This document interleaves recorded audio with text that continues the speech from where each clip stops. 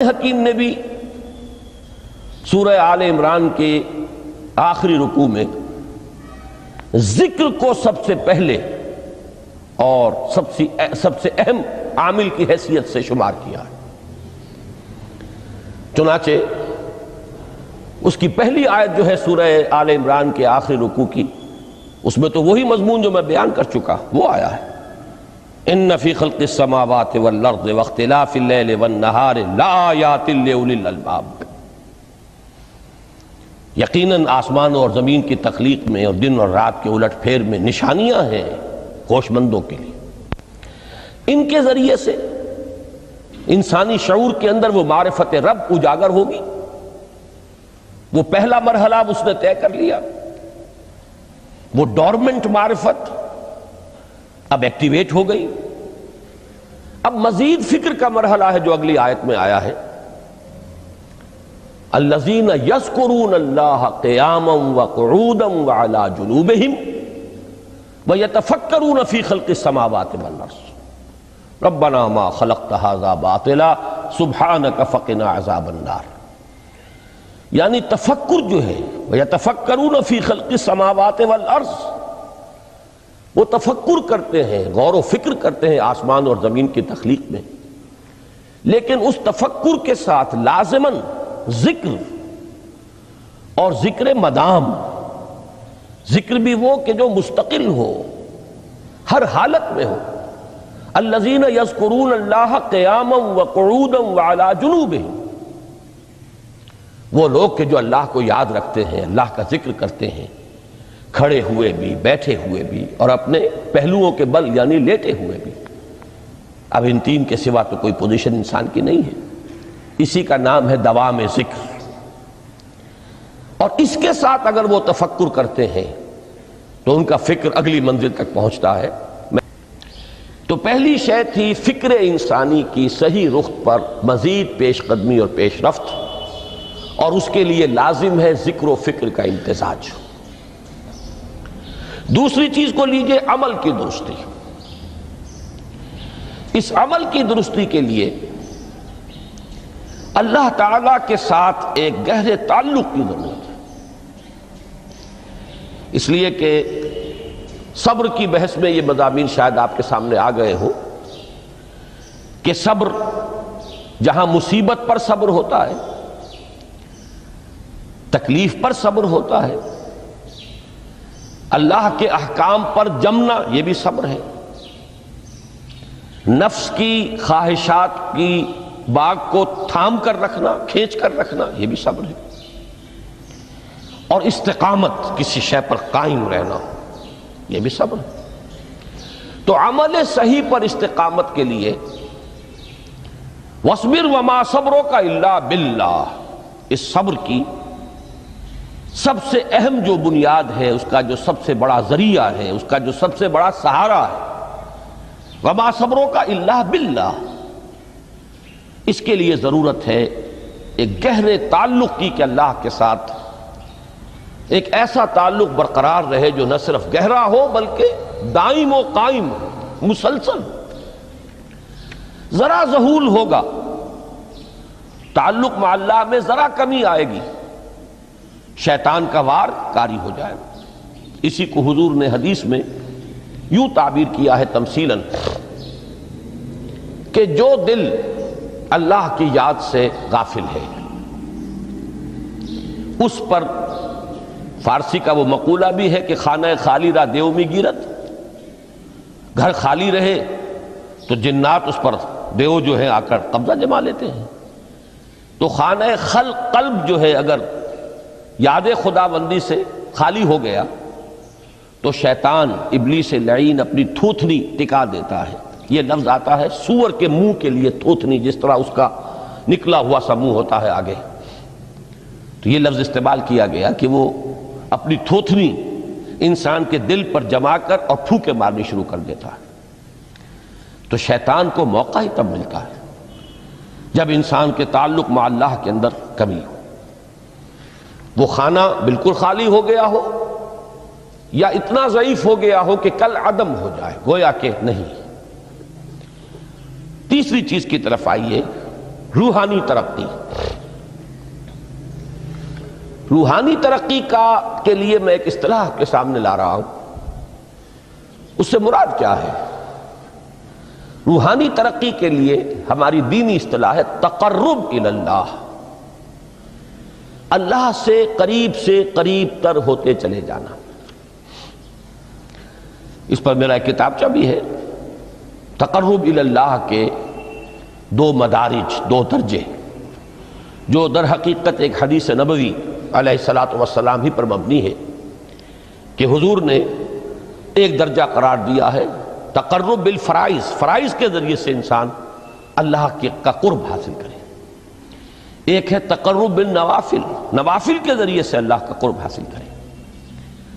ان میں کیا نسبت و تناسب ہے، اہمیت کے اعتبار سے کون بڑھ کر ہے، بلندی کے اعتبار سے کون بڑھ کر ہے، یہ تمام مسائل میں نے اپنی اس تقریر میں بیان کیے تھے جو اس کتابچے میں شائع ہوئی ہے۔ اس وقت میں اس کی تفصیل میں نہیں جا رہا، صرف یہ تذکرہ اس لیے کر رہا ہوں کہ جن کو بھی خواہش ہو جائے وہ اس کا مطالعہ کرے۔ ہماری اس وقت کی گفتگو سے وہ کتابچہ اس جگہ پر منسلک ہوگا۔ تو تقرب الی اللہ، یہ تقرب کوئی فزیکل فینومینن نہیں ہے، جسمانی یا مادی مسئلہ نہیں ہے۔ اللہ سے قرب یہ نہیں ہے کہ کوئی کروڑوں میل کا فاصلہ ہے، اب ہمیں کوئی رسی پر چڑھنا ہے اوپر بڑی محنت اور مشقت سے۔ فصل تو ہے ہی نہیں، فاصلہ ہے ہی نہیں، بعد ہے ہی نہیں۔ نحن اقرب الیہ من حبل الورید، ہم تو انسان سے اس کی شہرگ سے بھی زیادہ قریب ہیں۔ ہوا معکم اینما کنتم، وہ تو تمہارے ساتھ ہی ہوتا ہے جہاں کہیں بھی تم ہو، بس صرف یہ کہ تمہاری توجہ نہیں ہوتی، تم اور چیزوں میں مشغول و مصروف رہتے ہو، تم ہماری طرف دھیان ہی نہیں دیتے، تم ہماری طرف متوجہ ہی نہیں ہوتے۔ ہم تو مائل بے کرم ہے، کوئی سائل ہی نہیں، راہ دکھلائیں کسے رہنو منزل ہی نہیں۔ انسان جب متوجہ ہو جاتا ہے اور بڑھتا ہے، آگے پیش قدمی کرتا ہے روحانی اعتبار سے، تو یہ ہے در حقیقت تقرب الی اللہ، اور اسی کو ہم کہیں گے روحانی ترقی۔ اب ان 3 چیزوں کو اگر آپ نے ذہن میں جما لیا، پھر میری بات کی ترتیب اس کو ذہن میں قائم کیجئے۔ ہم چلے کہاں سے؟ کہ دین کے ساتھ اصل مناسبت فلسفے کی نہیں، حکمت کی۔ نمبر 2، حکمت قرآنی کا پہلا اور اہم ترین اور بنیادی مسئلہ معرفت رب کا حصول ہے۔ اس کا نتیجہ شکر خداوندی ہے، اس کا ذریعہ آیات آفاقی، آیات انفسی، اور سب سے بڑھ کر آیات قرآنیہ ہیں، جو الذکر ہے، جو تذکرہ ہے، جو ذکرہ ہے۔ لیکن اس پہلے مرحلے کو اگر کوئی انسان بفضل ہی تعالی، اللہ کے فضل و کرم سے طے کر لے، اب اس کے سامنے 3 مسئلے ہیں۔ فکر کی مزید پیش رفت، مزید پیش قدمی صحیح رخ پر، اس کے لیے ذکر اور فکر دونوں کا امتزاج لازمی ہے۔ فقر قرآن اختلاط ذکر و فکر۔ الذین یذکرون اللہ قیاما وقعودا وعلی جنوبہم ویتفکرون فی خلق السماوات والارض۔ دوسری شے عمل کا درست رہنا، نہ افراط و تفریط ہو، عدم توازن ہو، نہ انسان نفس سے مغلوب ہو جائے، نہ انسان جذبات کی رو میں اندھا ہو جائے، نہ انسان ماحول سے مرعوب ہو کر متاثر ہو جائے، صحیح رخ پر اس کا عمل۔ نمبر 3، روحانی ترقی، جو اصل حاصل ہے، جو اصل مقصود ہے۔ نمبر 2 چیز کے لیے تعلق مع اللہ ضروری، نمبر 3 کے لیے تقرب الی اللہ ضروری۔ اب غور کیجئے، ان تینوں چیزوں کا بڑا گہرا تعلق ہے نماز کے ساتھ۔ ان تینوں کے لیے ستون کی حیثیت نماز کو ہے۔ لہذا ایمان کے بعد یا معرفت رب کے بعد حکمت دین کا اہم ترین مسئلہ نماز، صلاۃ۔ اس لیے کہ ایک طرف یہ انسان کو اللہ کے ساتھ ایک گہرے تعلق کا ذریعہ فراہم کرتی ہے، اپنے تمام مصروفیات میں سے ان مشغولیتوں میں جن میں گم ہونے کا خدشہ ہوتا ہے، نکلو۔ 24 گھنٹے کے معمولات میں سے کم 5 مرتبہ تو لازماً نکلو، اور اپنے آپ کو ذرا، اپنے حواس کو بھی، اپنی باطنی کیفیات کو بھی ذرا تازہ کرو۔ اگر کوئی گندگی، نجاست، کسی طرح کی ناپاکی کا کوئی معاملہ ہے، طہارت حاصل کرو۔ طہارت سے تمہارے اندر روح کو بھی بالیدگی ہوگی، تمہارے حواس بھی تازہ ہوں گے، تم گویا کہ بحیثیت کل تمہاری ہستی چاق و چوبند ہو جائے گی۔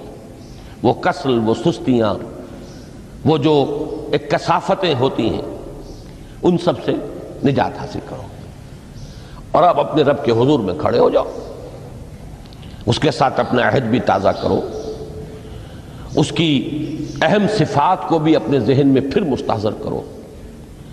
یہی وجہ ہے، دیکھیے میں نے جو آیات آپ کو شروع میں سنائی تھی، سورہ لقمان کی 2 آیتیں،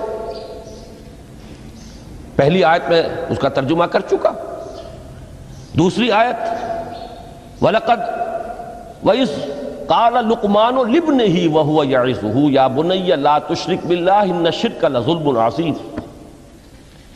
اس کے بعد درمیان میں کچھ مضمون آ کر پھر وہ آیہ مبارکہ آئی، یا بنی اقم الصلاۃ وامر بالمعروف وانہ عن المنکر واصبر علی ما اصابک۔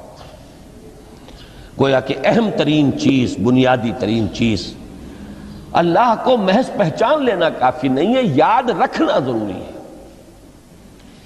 اللہ یاد رہے گا تو فکر صحیح آگے بڑھے گا، اللہ یاد رہے گا اور اس کے ساتھ ایک گہرا تعلق جو ہے برقرار رہے گا تو عمل درست رہے گا۔ بالکل یہی بات سورہ طٰہٰ میں جو پہلی وحی حضرت موسیٰ علیہ السلام پر ہوئی، اور پہلا مخاطبہ ہے، چونکہ حضرت موسیٰ کو یہ انبیاء کرام کے مقدس گروہ میں ایک امتیازی حیثیت حاصل ہے کہ ان سے براہ راست گفتگو ہوئی ہے، اگرچہ صرف ایک پردہ تھا، اوٹ من ورائے حجاب گفتگو ہوئی ہے، لیکن یہ کہ کوئی فرشتے کا درمیانی جو ہے وہ لنک نہیں تھا، براہ راست اللہ تعالیٰ نے حضرت موسیٰ علیہ السلام سے کلام فرمایا۔ کلم اللہ موسیٰ تکلیما، موسیٰ سے تو اللہ نے کلام فرمایا جیسے کہ کلام کیا جاتا ہے۔ تو پہلا مخاطبہ ہے، یہ پہلا مکالمہ ہے، پہلی وحی کہیے، اسی میں یہ الفاظ بھی موجود ہیں، اننی انا اللہ لا الہ الا انا فاعبدنی واقم الصلاۃ لذکری۔ یہ گویا کہ حکمت قرآنی کا ایک بہت بڑا خزانہ ہے یہ آیت مبارکہ، کہ خود حضرت موسیٰ علیہ السلام کو جو ہدایت دی جا رہی ہے، میں ہوں، میں اللہ، اننی انا اللہ لا الہ الا انا، میرے سوا کوئی معبود نہیں، فاعبدنی، بس میری بندگی، میری عبادت، میری پرستش، میری محبت، اس کو اختیار کرو۔ وَأَقِمِ الصَّلَاةَ لِذِكْرِي، اور نماز کو قائم رکھو میری یاد کے لیے۔ بلکہ اسی سلسلہ کلام میں آگے چل کر سورہ طٰہٰ میں آتا ہے، کافی گفت و شنید کے بعد جب حضرت موسیٰ نے کچھ معذرت بھی کی، کچھ دعائیں بھی کی، اللہ نے ایک دعا قبول بھی کی کہ ان کے بھائی کو بھی شریک کر دیا، حضرت ہارون کو بھی۔ اس کے بعد پھر جب فرمایا کہ اب جاؤ فرعون کی طرف، تو اس میں فرمایا وَلَا تَنِيَا فِي ذِكْرِي، اور دیکھنا یہ جو عظیم مشن تمہارے کندھے پر آ گیا ہے، بڑا بھاری اور کٹھن ایک فرض ہے جو تم پر عائد ہو گیا ہے، اس کے لیے سب سے بڑی تمہارے پاس جو قوت کا ذریعہ ہے وہ نماز ہے۔ اقیم فلا تنیا عن ذکری، میری یاد میں کبھی غفلت نہ کرنا، اس میں کبھی کوئی کمی نہ آنے دینا۔ جیسا کہ میں نے عرض کیا تھا کہ جیسے ہی وہ تعلق جو ہے کمزور پڑتا ہے یا منقطع ہو جائے معاذ اللہ، تو پھر انسان گویا کہ شیطان کے لیے ایک لقمہ تر بن جاتا ہے۔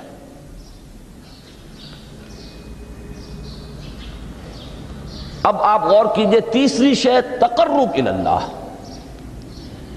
اس کے حوالے سے بھی جو فرائض اور نوافل کی بات ہے اس کو اس وقت ذہن سے نکال کر یہ سمجھیے کہ اس میں نماز کا کیا مقام ہے، اس لیے کہ نماز فرض بھی ہے، نماز نفل بھی ہے، وہ تو ان دونوں میں شریک ہو جائے گی۔ اب اس کو لفظ صلاۃ کے حوالے سے آپ ان دونوں چیزوں کو سمجھیے۔ صاد لام واو یا یہ چونکہ حروف علت ایک دوسرے سے بدلتے رہتے ہیں، یہ جو مادہ ہے اس کی جو خالص لغوی اصل ہے، جو خالص عربی زبان میں اس کا بنیادی مفہوم ہے، وہ آگ جلانا یا آگ تاپنا یا آگ سینکنا، حرارت حاصل کرنا۔ لہذا بار بار آتا ہے جہنم کے ذکر میں، اسلوہا، اب جلو اس میں، تاپو اس کو، یہ سینکے گی تمہیں۔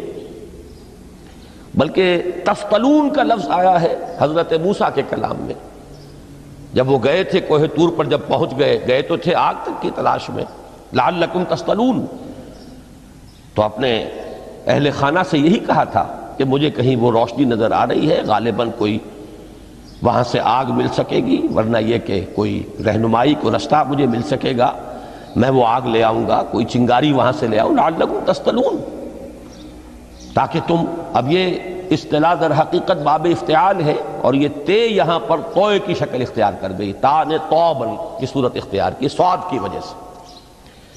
بہرحال اس کا سب سے بنیادی مفہوم جو ہے وہ ہے تاپنا، سکائی حاصل کرنا، حرارت۔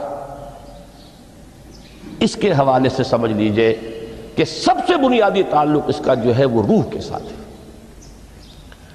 روح میں محبت خداوندی کی آگ اگر ٹھنڈی پڑ گئی ہو، اگر محبت خداوندی کی حرارت میں کمی ہو رہی ہو، تو اس کو اثر نو، جس کو کہ میں آج سوچ رہا تھا تو ایک لفظ ذہن میں آیا کہ جیسے بیٹری اس کو ریچارج کیا جاتا ہے، اسی طریقے سے روح کے اندر محبت خداوندی کی اس حرارت کو اثر نو تازہ کرنا، یہ ہے در حقیقت نماز کا اصل مقصد۔ اس لیے کہ اس لفظ کا بنیادی مفہوم، اصل لغوی مفہوم تو یہ،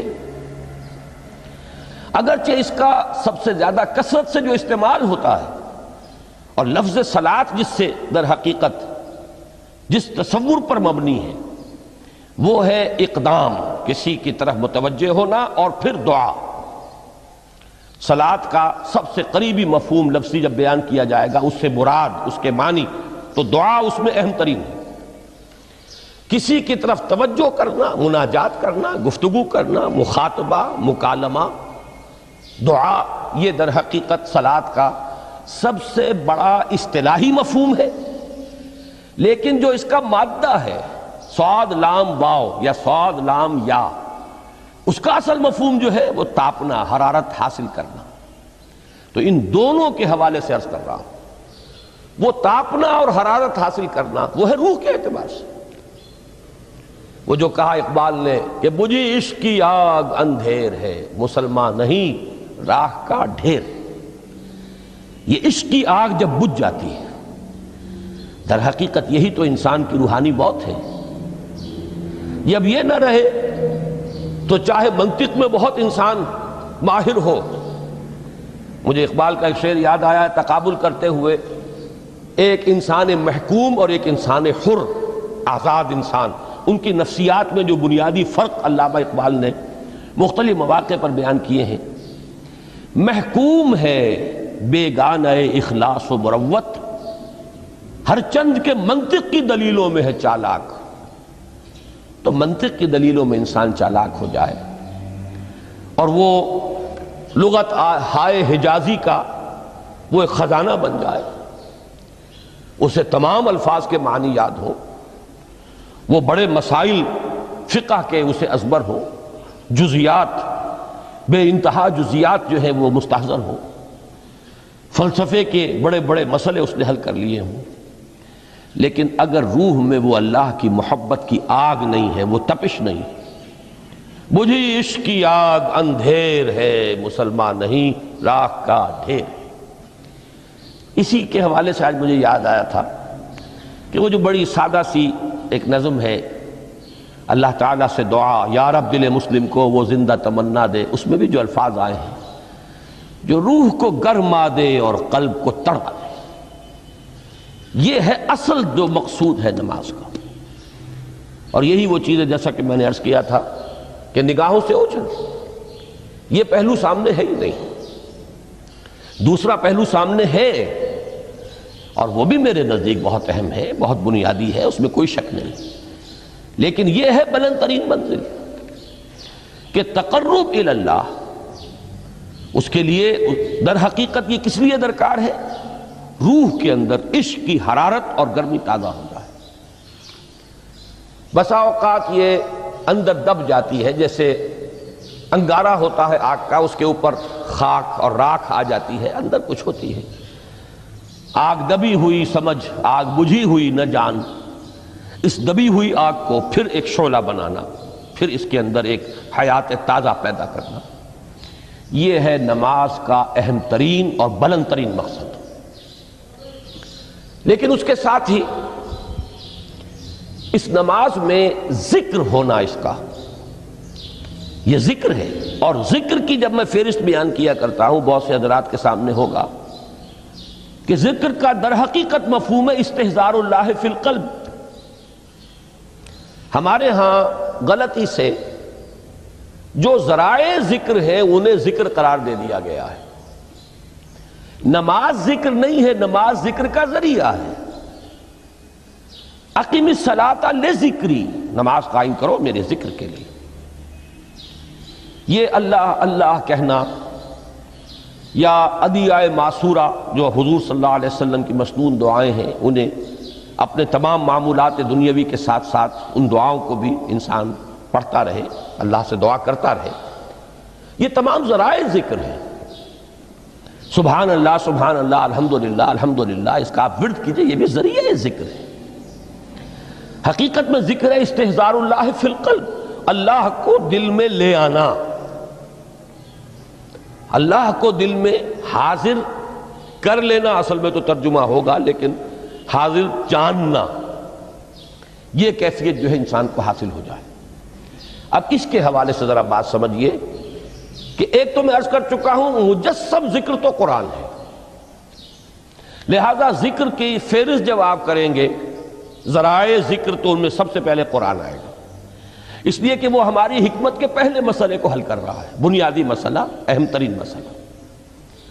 دوسرے نمبر پر ذکر جو ہے، اب اس کے لیے کچھ اصطلاحات جو میرے مختلف دروس میں شاید آپ کے سامنے بعد میں آئیں یا پہلی آ چکی ہوں، ان کے حوالے سے میری بات سمجھیے۔ ایک ذکر غیابی ہے، تھرڈ پرسن میں، صیغہ غائب میں اللہ کی یاد کرنا، اللہ اکبر اللہ اکبر اللہ اکبر۔ اب یہ اللہ اکبر جو ہے یہ جملہ اسمیہ خبریہ ہے، ایک حقیقت کی تکرار آپ کر رہے ہیں، اللہ سب سے بڑا ہے، اللہ سب سے بڑا ہے، سبحان اللہ سبحان اللہ سبحان اللہ۔ یہ در حقیقت ذکر غیابی ہے کہ آپ اس میں مخاطب نہیں ہیں اللہ سے، ایک ذکر خطابی کہیں یا ذکر حضوری کہیں، جس میں مکالمہ ہوتا ہے، جس میں گفتگو ہوتی ہے۔ تو نماز در حقیقت ذکر حضوری اور ذکر خطابی کی بلند ترین شکل ہے۔ اس لیے میں نے عرض کیا تھا کہ نماز کے لفظ یا صلاۃ کے لفظ، یہ اصطلاحی معنی جو اکثر و بیشتر کیے جاتے ہیں وہ ہے دعا، اور دعا میں ہوتا کیا ہے؟ مکالمہ ہے، مخاطب، اے اللہ، اے میرے رب، اے پروردگار۔ پھر یہ کہ اس میں اقدام اور کسی کی طرف متوجہ ہونا، یہی وجہ ہے کہ افتتاح صلاۃ، نماز کو شروع کرنے کے لیے ایک تو وہ الفاظ جو قرآن مجید میں آئے ہیں، انی وجہت وجہی للذی فطر السماوات والارض حنیفا وما انا من المشرکین، یہ ہے توجہ کا ارتکاز، بشرطے کہ یہ صرف الفاظ ہی نہ نکل رہے ہوں، واقعتاً یہ تعبیر ہو اس وقت کی انسان کی نفسیاتی کیفیت کی، کہ شعوری طور پر وہ فیصلہ کرتا ہے کہ اب میں منقطع ہو رہا ہوں، ہر چہار طرف سے اپنی توجہ کو ہٹا کر، ہر مسئلے سے اپنے آپ کو خالی و ذہن کر کے یعنی ظاہری اور باطنی دونوں اعتبار سے میں اپنی توجہ کا ارتکاز کر رہا ہوں اس ذات کی طرف جس نے آسمانوں اور زمین کو پیدا کیا، اور بالکل یکسو ہو کر رہا ہوں۔ انی وجہت وجہی للذی فطر السماوات والارض حنیفا وما انا من المشرکین۔ اور دوسری وہ جو دعا جس سے ہم افتتاح کرتے ہیں اپنی نماز کا، دیکھیں اس میں خطاب کا کس قدر اہتمام، وہاں سبحان اللہ نہیں ہے، سبحانک اللہم، پاک ہے تو اے رب ہمارے، وبحمدک وتبارک اسمک وتعالی جدک۔ اب آپ غور کر رہے ہیں، یہ ہے تخاطب، براہ راست مخاطب ہونا ہو رہی ہے۔ تو سب سے پہلی بات تو یہ ہوئی کہ ذکر کی ایک شکل ہے ذکر غیابی، دوسری ذکر حضوری، اور ذکر حضوری یا ذکر خطابی کی بلند ترین منزل، بلند ترین اس کا ذریعہ نماز۔ اس کو ایک پہلو سے اور سمجھ لیجئے، سورہ فاتحہ جب پھر ہم پڑھتے ہیں جسے الصلاۃ کہا گیا ہے، جو لب لباب ہے، خلاصہ ہے، اس میں پھر تدریجاً غیاب سے حضور کی طرف پیش قدمی ہوتی ہے۔ الحمدللہ رب العالمین الرحمن الرحیم مالک یوم الدین، یہ ذکر غیابی ہے، اس میں ابھی خطاب نہیں آیا، یہ وہی جملہ اسمیہ ہے۔ کل تعریف اس اللہ کے لیے ہے جو تمام جہانوں کا پروردگار ہے، مالک ہے، جو رحمان ہے، رحیم ہے، جزا و سزا کے دن کا مختار و مالک ہے۔ اب یہ غیاب سے حضور کی طرف، ایاک نعبد و ایاک نستعین اہدنا الصراط المستقیم۔ یہ ہے وہ، اب پہلے ایک معاہدہ ہے، ایک اقرار ہے، اعتراف ہے، وعدہ ہے، اور پھر دعا ہے، استدعا ہے کہ حضور نے فرمایا، یقول اللہ تعالی، اللہ یہ فرماتا ہے، اسی لیے اس کو حدیث قدسی کہیں گے، قسمت الصلاۃ بینی و بین عبدی نصفین، میں نے نماز کو اپنے اور اپنے بندے کے مابین آدھا آدھا تقسیم کر دیا ہے۔ اب یہاں تک تو جملہ ہے اللہ کا، یہ ہے حدیث قدسی۔ اب آگے جو ہے نریشن اس کی جو ہے حضور صلی اللہ علیہ وسلم کی جانب سے ہے، یعنی خبر دے رہے ہیں وہ اللہ کی طرف سے ہی۔ ویسے تو تمام احادیث ہی گویا کہ ہم سمجھتے ہیں انسپائرڈ تو اللہ کی طرف سے ہی ہے، لیکن یہ کہ جہاں صراحت ہو کہ اللہ کہتا ہے وہ حدیث قدسی ہے۔ تو یقول اللہ تعالی قسمت الصلاۃ بینی و بین عبدی نصفین، یہاں تک تو حدیث قدسی ہے۔ اب دوسری عام حدیث ہے، اذا قال العبد الحمد للہ رب العالمین یقول اللہ تعالی حمدنی عبدی، جب بندہ کہتا ہے الحمدللہ رب العالمین، پروردگار کہتا ہے میرے بندے نے میری حمد کی۔ جب بندہ کہتا ہے الرحمن الرحیم، پروردگار فرماتا ہے اثنا علی عبدی، میرے بندے نے میری ثنا کی، بڑی تعریف کی۔ جب بندہ کہتا ہے مالک یوم الدین، اللہ فرماتا ہے مجدنی عبدی، میرے بندے نے میری بڑی بزرگی بیان کی ہے، تمجید کی ہے۔ پھر جب بندہ کہتا ہے ایاک نعبد و ایاک نستعین، اللہ فرماتا ہے ھذا ما بینی و بین عبدی ولعبدی ما سأل، یہ ہے میرے اور میرے بندے کے درمیان۔ یہ تو معاہدہ ہے نا، معاہدے میں تو دو فریق جکڑے جاتے ہیں، بند جاتے ہیں، یہ میرے اور میرے بندے کے درمیان ہے، اور میرے بندے نے جو طلب کیا میں نے دیا، اس لیے کہ اس میں طلب بھی تو ہے، ایاک نستعین، تیری مدد چاہتے ہیں، یہ طلب ہے، اسی کی شرح ہے جو اب آخری 3 آیتیں ہیں۔ پروردگار ہم تیری مدد چاہتے ہیں، پروردگار ہم تیری ہی بندگی کرتے ہیں اور کریں گے، اور تیری ہی مدد چاہتے ہیں، چاہیں گے۔ اگر حال میں اس کا ترجمہ کریں گے زمانہ حال کے اعتبار سے، اس لیے کہ فعل مضارع میں تو دونوں موجود ہیں، شامل ہیں، تو یہ ایک اعتراف ہے، اظہار حال ہے۔ اللہ کرے کہ وہ واقعتاً صحیح اظہار حال ہو، ہم واقعی اللہ کی بندگی کرتے ہوئے یہ کہیں کہ ایاک نعبد، ورنہ اگر ہماری اصل صورتحال سے وہ مطابقت نہ رکھتا ہو تو پھر تو ایک طرح کا جھوٹ ہو جائے گا، غلط بیانی ہو جائے گی۔